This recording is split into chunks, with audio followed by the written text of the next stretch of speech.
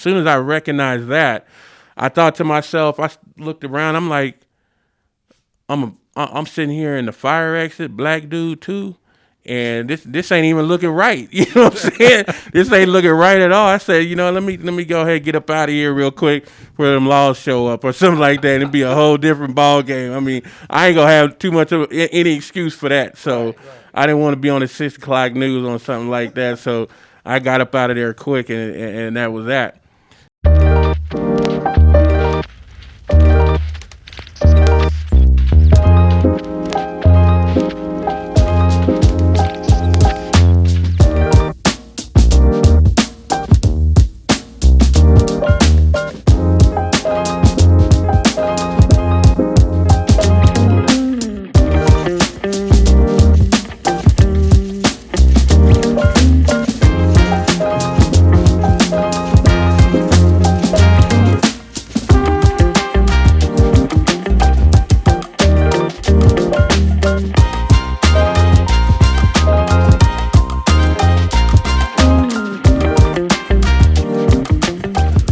Welcome to Consequences of Our Culture podcast.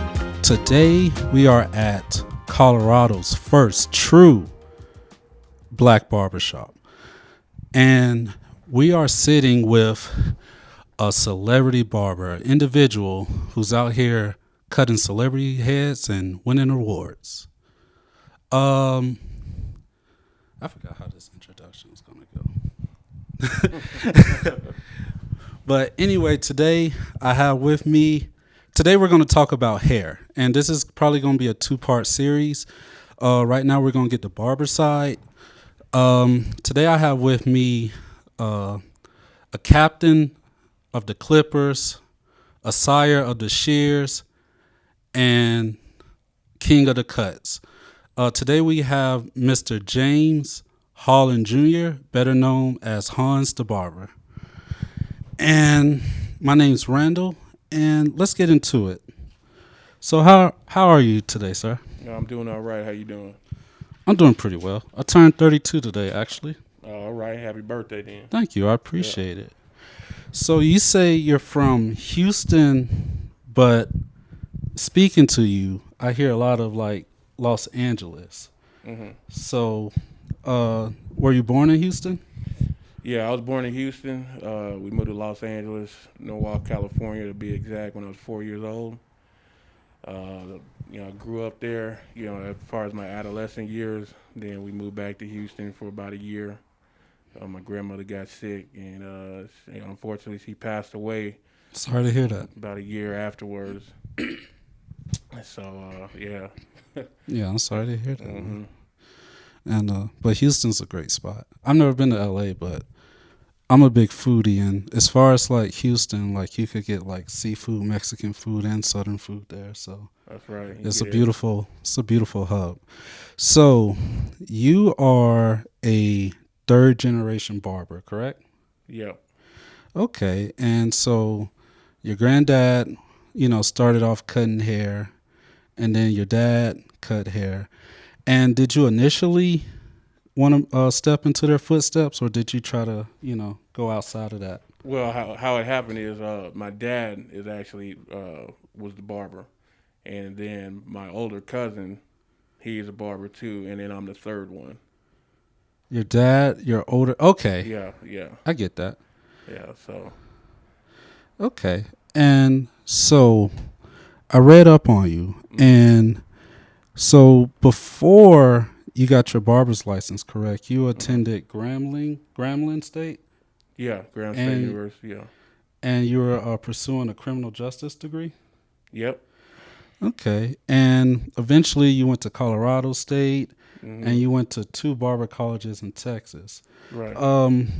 What kind of brought you into the fold of, back into the fold of cutting hair? Like, was criminal you tried criminal justice and you found out it wasn't something you wanted to do, so you moved towards, something, your passion, or? Yeah, I mean, I enjoyed doing law enforcement for the small amount of time I did. I was a reserve police officer in New Mexico, Loving, New Mexico. Oh, wow. And, I enjoyed it. It just, fortunately, the area I was in was not for me. But as far as barbering, man, it just kind of, as far as the license piece, it kind of just fell in my lap. I mean, leading up till then, I had, I was in basically corporate retail management, um, assistant district manager and store manager for the last almost 8 to 10 years.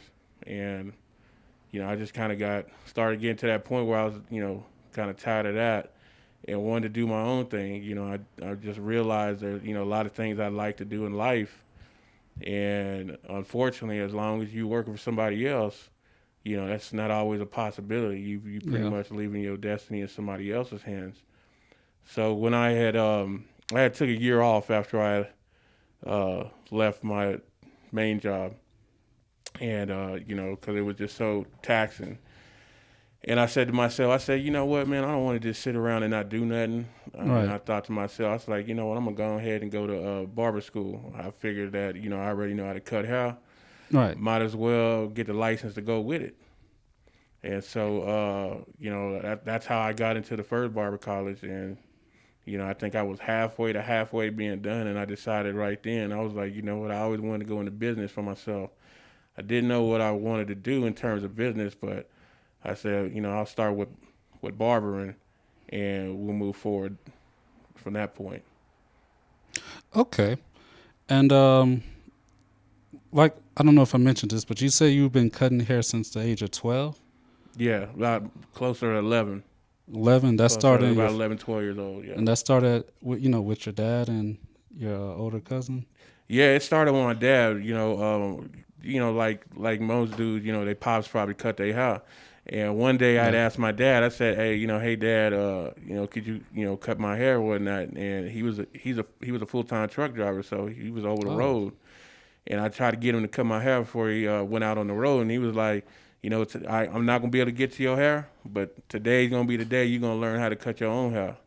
And I was like, oh man, I was like, I wasn't ready for that. Right. And so, that same day was the first day I picked them clippers up, and I started cutting my own hair. And I mean, it didn't come out right, but that's hard to cut your hair. Yeah. Hey, that's he started me on that path, and it just kind of avalanche from there. That's a good age to start at, though. Like, by the time you were probably an adult, you was probably an expert. And I can attest to like fathers cutting their son's hair, because I cut all my son's hair up until about a couple of years ago. I started taking them to a professional, but that was definitely something we bonded over, cutting each other's hair. But okay, that's great. So you've been everywhere. So you're in California, Houston, New Mexico. You're at Colorado. You left and you came back. Yeah.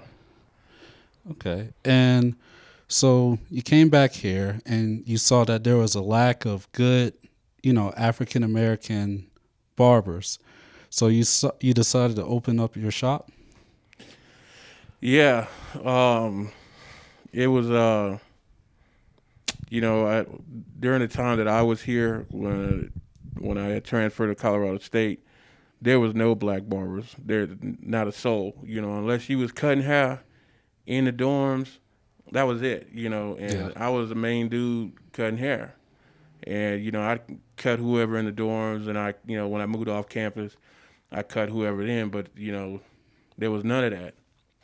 And so when I had left, this was 2009 when I moved back home to Houston. Okay. And, from 2009 to 2021, 22, they ain't been no real, the box hadn't been checked. Oh, it hasn't. I know. It hasn't been checked. I mean, now, the whole time I was in Houston, I kind of kept tabs on, some of the things that was going on down here and everything. So I kind of knew, who was doing what and all that other stuff just from a glance, though. But in terms of what, I'm used to, or what other people used to from areas that are predominantly black, cities and stuff like that, that box hadn't been checked. You still got a lot of cats going all the way to Denver to get a haircut, for something as simple as an edge up. I mean that's a 60-mile trip. Yeah.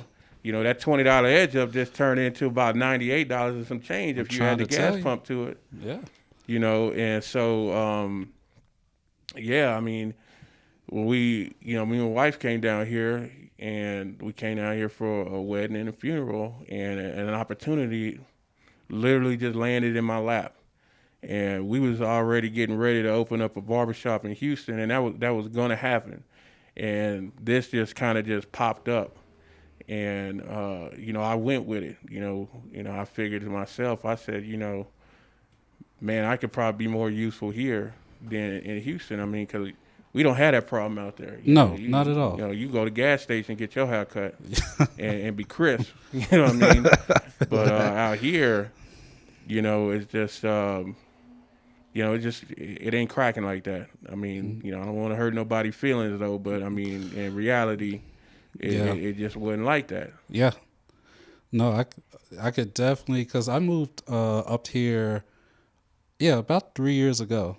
Yeah, about 3 years ago, and it was hard because I moved up here. I have, 2 sons, and, I didn't really have enough time at that point to cut their hair. So we were like looking, for, decent barbers. And the thing is, like, if you see a person of color cutting hair, I mean, that's automatically like the default because you really don't have much to choose from. Like, and they could be trash. Yeah. And I was driving down to Aurora a few times, to get my hair cut. It's hard out here. It's Northern Colorado is definitely a lack of like black representation as far as hair. But I was fortunate to find you, and I was fortunate to find like Maria's braiding, for my daughter and everything. But no, it's definitely hard out here. I can attest to that. So you're licensed in Colorado. You're a licensed barber in Colorado, and you're a licensed barber and instructor in Texas. What did it take to become licensed, and what does it take to become an instructor, in barbering for people who might want to pursue that passion? It's pretty straightforward as far as barbering. I got my Class A in Texas, and the requirements was 1,500 hours of instruction. And so the barber school that I went to, or the barber schools that are norm in Houston, you from the first day you start school, you literally cutting hair maybe a week into it, and then you cutting hair every day until your last day. And it's just that repetition they give you. So if you coming in off the street and you don't know nothing about cutting no hair, now you gonna know about cutting hair as soon as you get up out of there. Now I know they do that a little bit different here, but out there that's pretty much the process. So if I had to get 1,500 hours. Once I got my 1,500 hours, actually once I got to my 1,200 hours, I went in and took my written test at 1,500 hours. I went and took my practical, passed that, flying colors, and I was awarded a license. After that, I decided to, hey, I want to get me on my instructor's endorsement because, I might want to open a school later on. And in Texas, in order for you to be able to open an institution, you have to have your instructor's endorsement in order to be able to do that. So I went back and did another 750 hours, and I got that. Unfortunately, for the state of Texas, they decided that they were going to restructure their whole barbering program from the state level, and they were going to do something a little bit different, in which some things are going to change come 2023. But either which way, I still got the knowledge that I needed in order to be able to progress in that arena.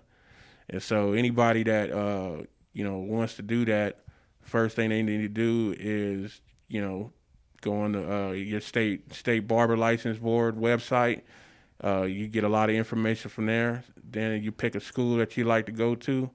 If instruction is something that you feel like you might want to do as well, inquire with the school to see if they have an instructor's course as well, and go from that. Okay, and even though you are technically a master, you're always perfecting your craft. I saw that you went back to Houston recently, and you went to a barber convention, or you met with some other barbers, and you guys, can you tell us a little bit about that? Yeah, I went to Houston uh, for the Tune 45 Barber Expo that they were having. They were having a mini expo. I went there for a couple of reasons. One was business, strictly business in terms of what involvement the shop is going to be in the future. But the other was also to be educated on things that I might not already know, or learn something a little bit different than in terms of how to approach a particular type of haircut different than what I'm already doing. And also, just to be able to, network and, Right. talk to other barbers, in other parts of the country and that sort of thing too. It's important as far as my concern is, it's important that you continue your education, regardless. Exactly. That's pivotal. You know, I still got a lot of stuff to learn. There's always somebody out there better than the next person. You can never It's true. be the top tier. Somebody always there, or they'll come around and knock you off because their skill set might be a little bit better. When I was in barber school, there's an 18, 19-year-old kid in there that was way beyond his time. I mean, his skill set was just fire, and I mean, that by himself, if he had a maturity level, as an older adult, if he came down here, man, a lot of people be out of a job. He is Okay. that good. He is that Okay. good, and a lot of cats in the barber school that were older than him didn't really want to, pay attention to what he was doing or nothing like that because they just couldn't get past the age thing. It was a pride thing for them. But I looked at it different. I'm like, look, he just happened to, got the game a little bit earlier in life than I did. So I'm gonna learn what I can from him in order to enhance my capabilities, and that's exactly what I did, which contributes to my skill set today. So I always said that if I got a shop and everything like that, it's the same thing like I was doing in my corporate job or whatnot. We were always educating the workforce. We were always keeping them up on their skill set so that way they can be informed in order to communicate that to whatever potential customers you have coming through the door. Okay. Yep. And it is always good to constantly perfect your craft because, like, you know, perfection is as long as you attempt perfection, is going to turn out good. And the fact that like the black hair is so versatile and like styles are always changing, something new is always coming up. Like you can't be, stuck in your ways like, oh, this is what I've been doing for, 20 or so years. Like there's always something to learn. But with that, we're going to take a break. We'll be back shortly.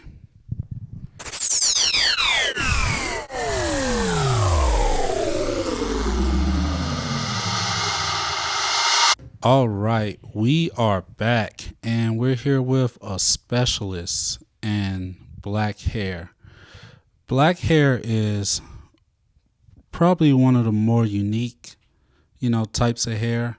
It's many different styles. You can have braids, you can have a low cut, you can shape it, you can straighten it.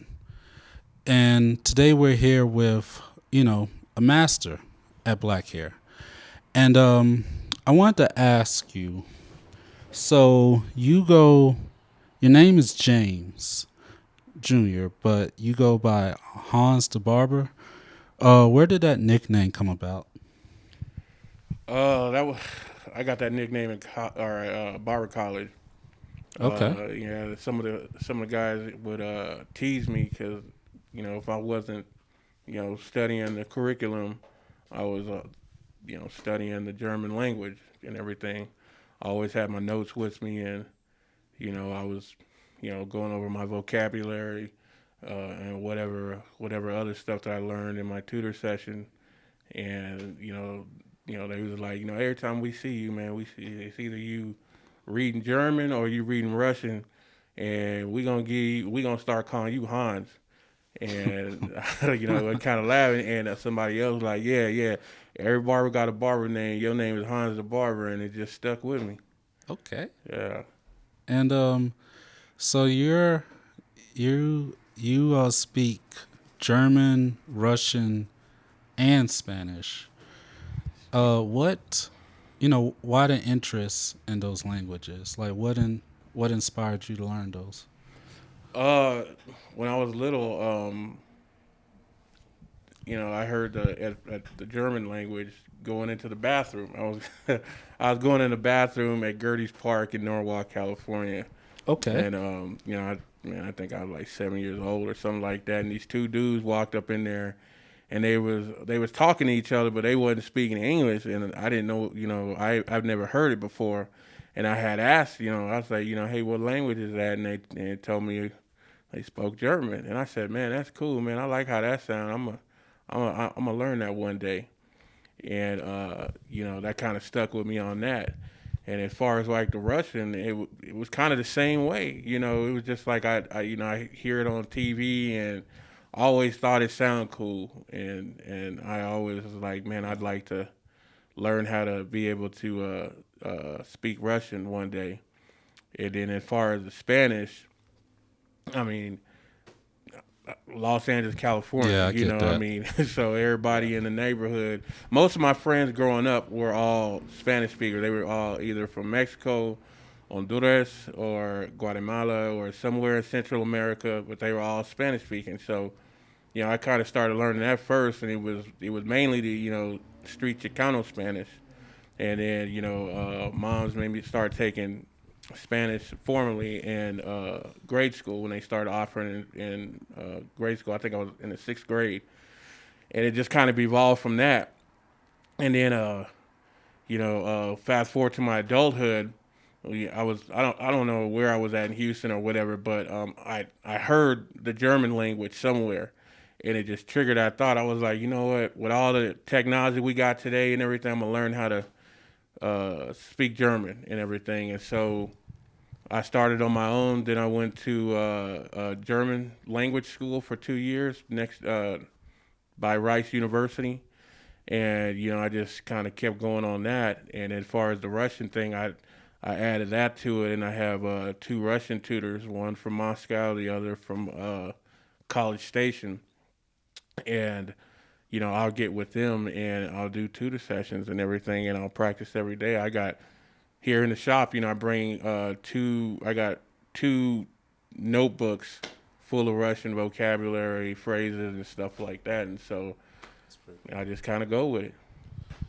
That's pretty cool. No, it's definitely an advantage to being bilingual or multilingual.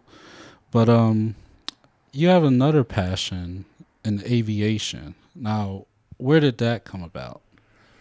Man, I always been into airplanes.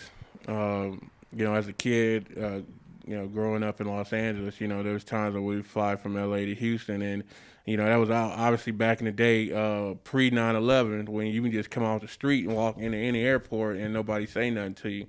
But we would get ready to go on these trips, and while they sitting in the chair waiting to get on the plane, I'm glued to the glass at the gate, looking at all the airplanes parked out front. The MD-80s, the 737s, the 777s, and all that other stuff. So I was just always interested.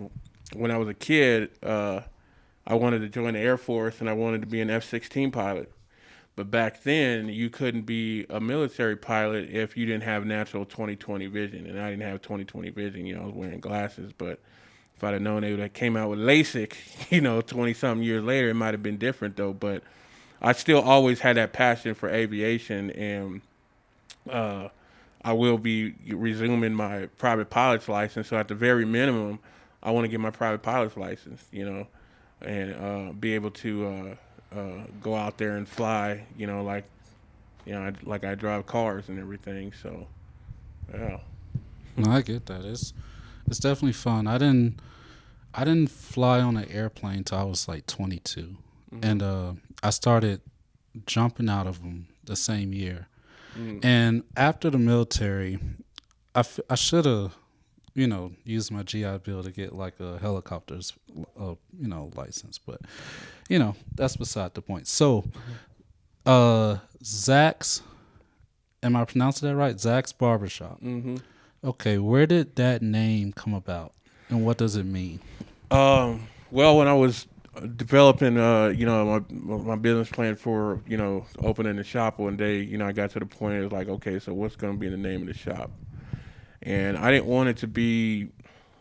I didn't want to be one of them, regular names you be hearing, barbershop names that you hear like, off top barbershop or chop barbershop or something like that. I didn't want Yeah. it to be nothing like that. But I wanted to be unique, and I also wanted to have a little bit of professionality to it, and I wanted to have meaning behind it. And so I got to thinking. I was like, you know what? I started thinking of my kids, and then I started saying to myself, all right, I'm gonna take the first letter from their names and see what I can spell with it, starting with the X. And it just came to me. I didn't really have to think too much longer after that. And I was just like, you know what? I can spell Zach with this. And so Zach means the X is, these are all acronyms for my kids, my 4 kids. Right. X is Xavier. The first A is Araceli. Second A is Amaya. And the K is Keyshawn. And the two first letters, Xavier and Araceli, unfortunately, they passed, little, stillborn and everything. Sorry to hear that. Thank you.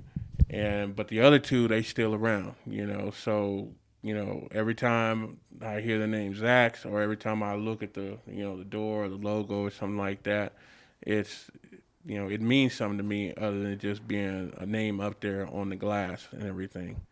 And so it also gives me that energy to keep moving forward with future plans that I want to do, and remember what I'm doing it for and that kind of stuff. Yes, sir. What is the hardest thing about opening a shop? The hardest thing, Yes, sir. uh, well, I mean, sometimes the hardest things can be, finding a location that works for you. And I'm talking about in the totality of things. You finding a location that you can get into. Is it affordable? Is it something that you can do? Are you able to generate what you need to generate in order to sustain that location, and all that? I mean, there's all kind of things that can be associated to be difficult. It can be staffing. Depending on, how you want to lay things out. It can be logistics. It can be all those things, and sometimes it can be willpower. Some people struggle with that. Is trying to stay strong enough in order to complete the mission, so to speak. But for me, if I had to pick the hardest thing um, so far is probably doing all the renovation myself. you know, that was pretty difficult and challenging and taxing on the body and stuff. So, yeah. Okay. And after you got it running, what were the biggest issues? Did you ever have any issues with like employees or like, last minute call outs? Like what were the biggest issues after running? Um, the call outs, I can almost count on one hand how many cancellations or call outs we've had Oh wow. in the last year. I mean, if I had to put a percentage to it, man, we're probably about 99.5% retention, in terms of people being here for they haircuts. Now, that stuff does happen. Sometimes you got people that, don't want to pull up or, for whatever kind of reason, that's just the nature of the business. But fortunately, we've been able to almost hit 100% on that. But, as far as staffing, it's just like any other business. Sometimes it's difficult to find good, quality employees, you can be the best barber in the world and everything like that, but if you don't have that reliability or if, or other things associated with that works for that business, it's just not a good fit for you. So right now we're actually tapping into increasing our staffing as we speak, so that way we can progress forward with a lot of the other plans that we do have. So I would say, the most challenging thing at this point would probably be, staffing and everything. I get that. Mm-hmm. It's hard to find good barbers. So, you guys opened in 2021, and by 2022, you're already considered what, top three or the best in Northern Colorado? Yeah, well, the company was formed in 2021, Right. and we opened up on Martin Luther King Day 2022. And so yeah, Okay. we were about 6 to 8 months in it, and we got top three, I think third place, best barbershop in Northern Colorado at a 22,000 plus votes.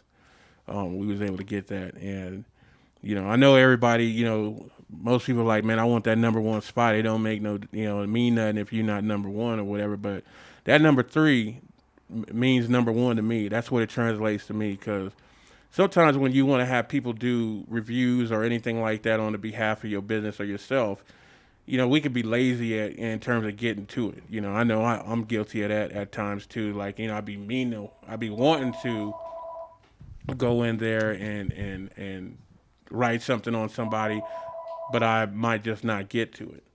But for all these people that voted us into that, to take the time to be able to go out there and vote for us, especially us being brand new on the block, Right. to me that was number one. That meant a whole lot to me. And Northern Colorado is pretty big, a pretty wide region, and to be able to be in our inaugural year, not even a whole year, and to achieve that, that award, that was, man, that was awesome. I That was know awesome. it's gotta feel It felt big. really good about that. And then you're ascending into celebrity status. You're out here, giving celebrity cuts now. How did those, connections, come about? That was man, that was hard work in the making. To be honest, man, I had this all began when Coach Prime had put out a video on Instagram saying that he needed some barbers at CU to cut hair, and to reach out. And I already kind of knew that when they was coming down here, I already knew that was gonna be their first issue. One of their first issue is finding somewhere to get their hair cut, and so I was already kind Yeah. of waiting for that. But one of my clients, his name is Alex. He's out there in Severance. He forgot the name of the restaurant, but it's the only Mexican restaurant out there in Severance, and y'all need to check him out and everything like that. But he was the one that gave me the first shout out or tag to that. And when I seen the video, I had responded to the video. I put my comments in the comment section, and I had sent a text message to Coach Prime, his sons Darius and Dion Jr. And I kind of left it like that. And then after time, I think a day or no, actually not even a whole day, a few hours went by, and then we started getting these notifications over and over and over. And I'm cutting hair, and I'm hearing my phone going off, and I look, and a lot of people were chiming in on what we had wrote, and so a lot of people started tagging us to other videos that Coach Prime would put out in order to get his attention, in terms of like, hey man, there's a black barbershop right down 30 miles, to your north. Y'all need to talk to him and, get him up there, that kind of thing. And a lot of these were people I hadn't even met before. I hadn't Right. even so much to cut their hair or anything like that. So a lot of the social community came out and they were showing support. We started getting phone calls here at the shop from people clean across the country, saying that, hey man, we've been watching you and everything like that. We just want to tell you, we support you and we wish you the best of luck, yada yada yada. Other people that had seen that in other areas of the country have children or nephews that play football for CU. Messaging me, saying, hey man, we gonna let them know you out there, and don't give up, that kind of thing. And so I, between that and I actually went up to the school. I was like, and this was around first of the year, like right around New Year's, because I couldn't really go up there at the time I saw the video because I had got the flu when I was really sick. So I was just kind of, in the bed about that. But I went up there and I went I went to the school to see if I could find them, and I was like, I'm not gonna sit here and just wait, I'm gonna go Hustle. out there and see what it do. And so I went up there and I'm walking around. I go to Folsom Field and I'm walking around and everything, and I finally asked somebody. I mean, I seen somebody from facilities management. I'm asking, hey, where the coach's office at? How do I get there? And they're like, oh yeah, it's over here in this building. So I goes over there, and I get in the elevator, and I'm trying to go up to the floor where I think it's at. I can't get on the floor because you needed a key pass to get in there. So I was like, oh man, I'm stuck. So I ran into somebody else there that was delivering some material to the place, and I asked, bro, man, hey man, you know how I can get to the coach's office, and I explained why, who I was and why I was there, and he was like, yeah man, it's on the such and such floor, you got to be buzzed in and all this other stuff, and I was just like, okay, and I wasn't gonna ask the dude, could you buzz me in? I mean, he don't know me or in the state of the society is today and everything wouldn't have been a good look. So, I got ready to leave and he was like, hey man, let me get your card and I'll pass it up there to the ladies up there so that way they can communicate that over to the coaching staff when they get in session. And I said, man, this is my last card. I was going to hold this on, for Coach Prime or whoever. He was like, well, I'll take a picture and I can still give it to him. So I did that. And, but right before that, I forgot that, or actually, no, it was right after that. I took one more last tour through the lobby and everything like that, and I ran across somebody else, and they were like, hey, if you can go through the stairwell, and you might be able to get up there through the stairwell and everything. And so I goes up the staircase, and I'm going up there, and I get to the floor, and it's the same thing with the key card on there. But as soon as I recognized that, I thought to myself, I looked around, I'm like, I'm sitting here in the fire exit, black dude too, and this ain't even looking right. You know what I'm saying? This ain't looking right at all. I said, let me go ahead and get up out of here real quick before them laws show up or something like that. It'd be a whole different ball game. I mean, I ain't gonna have too much of any excuse for that. So right. I didn't want to be on the 6 o'clock news on something like that. So I got up out of there quick, and that was that. But the second time, after I left there, I kind of just, chilled on it for a moment. Right. And I was talking to my son, my 11-year-old son, and he was telling me about something that he, it was hard for him to do or he can't do something or whatever. And I was explaining to him that you can do anything, you put your mind to it. The same thing our parents would tell us. And, and sometimes you got to go out there and get it, or do something that you don't want to do or you don't normally do in order to achieve the results you're looking for. And then I thought to myself, I was like, you know what, man, I'm going to go back up to that school.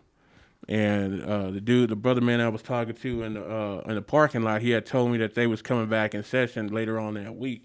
And so I was like, man, we're going to go up there on Friday.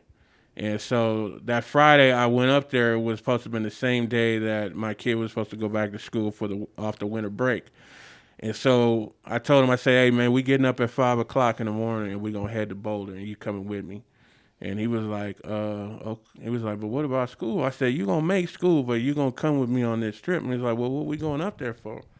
I was like, we're going to see if we can find somebody to help me get into this program to help them out. And so we got up 5:30 that morning and everything with no delay. We was on the road by a little after 6.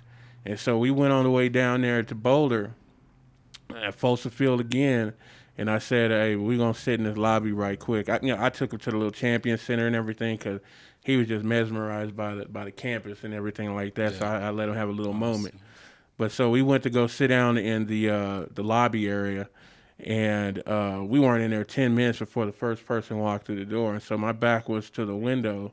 And I was looking at my son. He turned around and looked out the window and indicated that somebody was coming. So I was like, oh, okay, first person. So when I turned my head and looked at the door on my left, it was Coach Prime and his son, Darius Sanders, or Deion Sanders Jr., coming through the door. And so I popped up. I didn't think they was going to be the first ones we seen. And so, I told him who I was. I gave him a card, and that was it.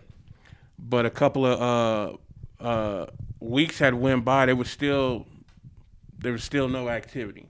Right. And so meeting Coach Prime the way I did and everything like that, it's almost like seeing any other celebrity. They see you, but they don't see you. And, they just kind of like, they're always, they're busy, always got a mission. And I understand, people come up to you all the time and they're, always want to take pictures. They always want to hold you up and you trying to do something. And so I almost felt a little discouraged on that right there because it was real quick. And so when I was sitting there, I was sitting here at the shop just like this, and my phone went off. And when I looked onto the Instagram, the first thing I saw was Coach Prime and somebody he was talking to from CU about tickets.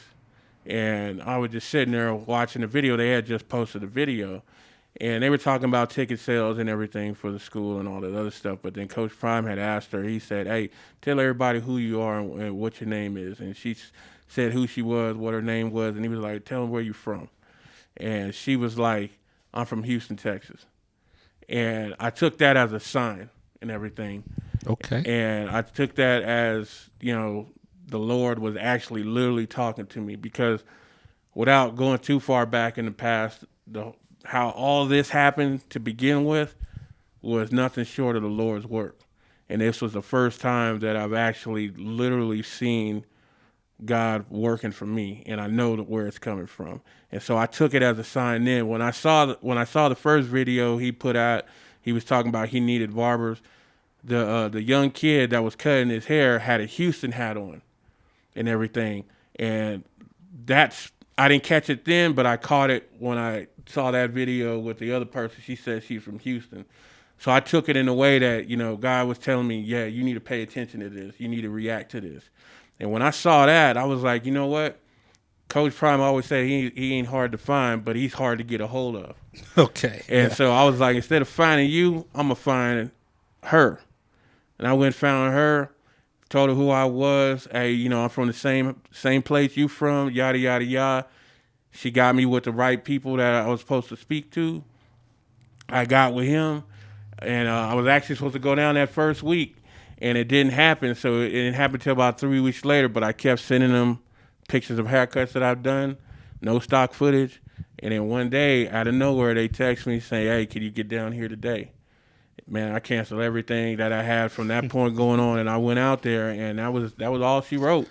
That's all she wrote. So I know it was a long story and everything, but I couldn't compact that no better than what I did. That was a great story. But we will be taking a short break. Camera's about to reset. Right. Be back shortly. All right.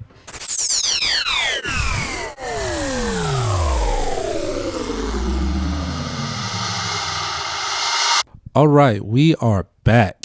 And, Mr. Hans just gave a great story.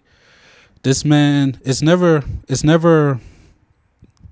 too late to hustle. It's never, if you want something, you're never like too big to go and chase your dreams. This man's literally a master barber, owns his own shop, and he put the effort to go reach out, to certain individuals for a better opportunity. You're never too big to try something. And going back into it, what are your long-term goals and your short-term goals for both Zach's Barbershop and yourself as a professional barber?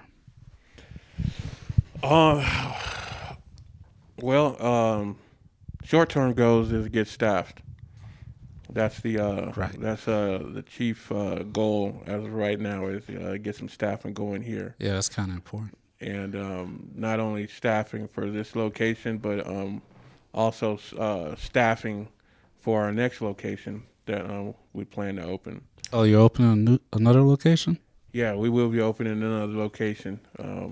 I kind of keeping that a little close to the chest, but I can't tell you that's going to happen. Long-term goals is going to be, as far as the shop is concerned, long-term goals is we want to franchise this out throughout northern Colorado. So every one of the larger cities here in northern Colorado would like to have a Zach's Barbershop in it. We want to be the first African-American owned black barbershop in the state of Colorado. And I think it can be achieved. Matter of fact, I know it can be achieved. And that's exactly what I'm setting out to do. Goals for myself, I would say, personal goals is probably going to be the chief one is finish my degree. When I left CSU, I still think I had about a year and a half left or whatever. Had ran out of money back then and everything, and so it was what it was. So, but I'd like to finish my degree. I would definitely like to do that, and go back to Colorado State and pick up where I left off at. Obviously, my other goal is to achieve my private pilot's license. One day, you might see a barber chair out there on the close to the taxiway. Okay. Somebody getting faded up. Okay. That those are my chief personal goals that I'd like to see happen. For myself. But yeah, these are all achievable goals. Of course, it's going to take a lot of harder work than I've already been doing, and kind of go from there, and hopefully, be able to help out some of the ball players at Colorado State too. Right. 'Cause some of their hair is looking a little bit in distress, but that'd be nice. That'd be nice. So. Yes, all right. So where can people find you on social media, and in and around? You could give like your shop's address too if you want. Okay. All right. On social media, you can find us on Facebook. And Instagram, TikTok. We just started our Twitter. You can find us on Twitter too. Zach's Barbershop, spelled X.A.A.K Barbershop, or you can slide down here at 329 North Cleveland Ave, Loveland, Colorado, 80537. Okay. And I'd like to thank you for, accepting this invitation to be interviewed. Thank you. It's pretty cool. You're a very unique and cool individual. You lived in, Cali. You lived in Texas. You lived in Colorado and New Mexico. You probably like Mexican food. Yeah, I like Mexican food. I can't blame you. Me too. And Louisiana. Yeah, that's right. You were in Louisiana, too. Grambling. Yes, sir. Louisiana food. Yes, sir. Yeah, man. I miss the South. But, yeah, thank you. You're obviously as far as a barber, you're like overachieving, and it's a beautiful thing to see, an individual, try something, change a different direction, and, actually pursue their passion and excel in it. Like, you're not just a barber, you're an instructor, you own a shop, and, you do celebrity cuts. So, you're pretty much at the height of, of barbers. You're up there, man. Appreciate that. Most definitely. So that about does it today. Yeah, I'd like to add one thing if possible. I can't say this enough, but, I definitely want to thank the city of Loveland. I want to thank the mayor of Loveland for coming out here for our 1-year anniversary and showing support. Same thing with Jody.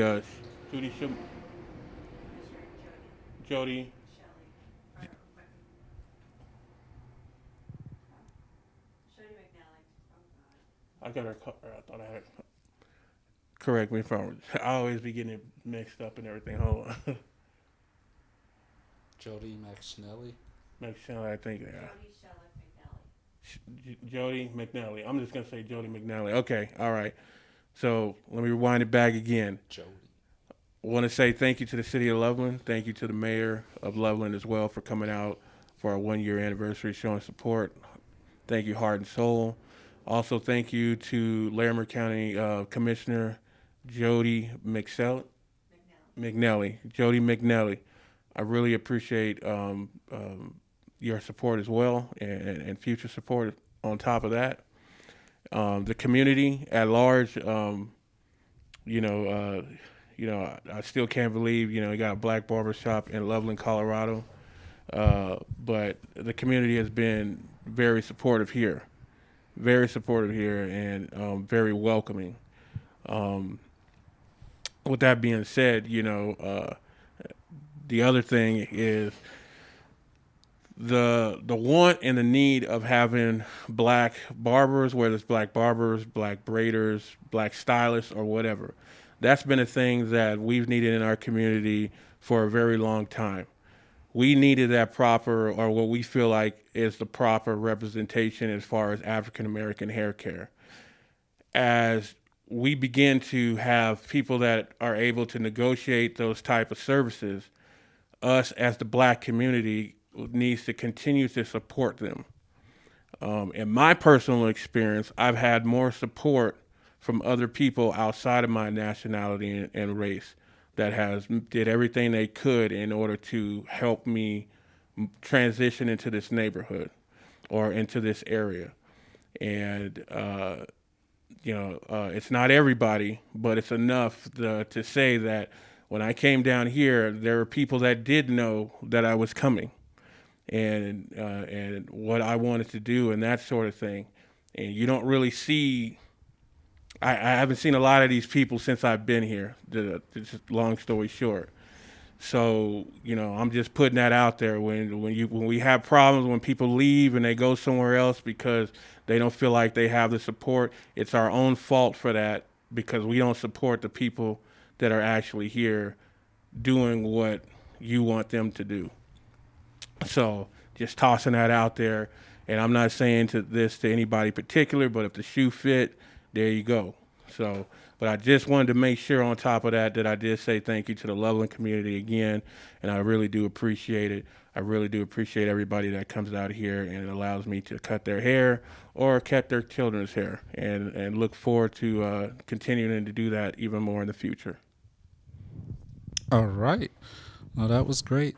It is important to support each other and support your local community. That's how we grow. And that does it. Like I've said before, it's never too late to follow your dreams. It's never too late, to change and go a different direction. This individual is a perfect example of that. And I hope you guys, take a lot from this. That does it for this week's episode. I'm Randall. I'm Master Barber. And you guys have a great day. All right.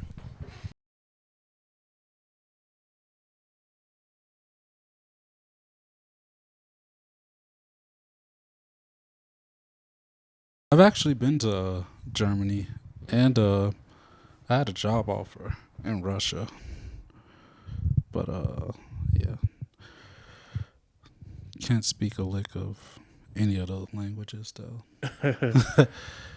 Yeah, I know little phrases in some African languages, but that's only to impress certain females. That's it. Nothing wrong with that, bro. Nothing wrong with that. All right.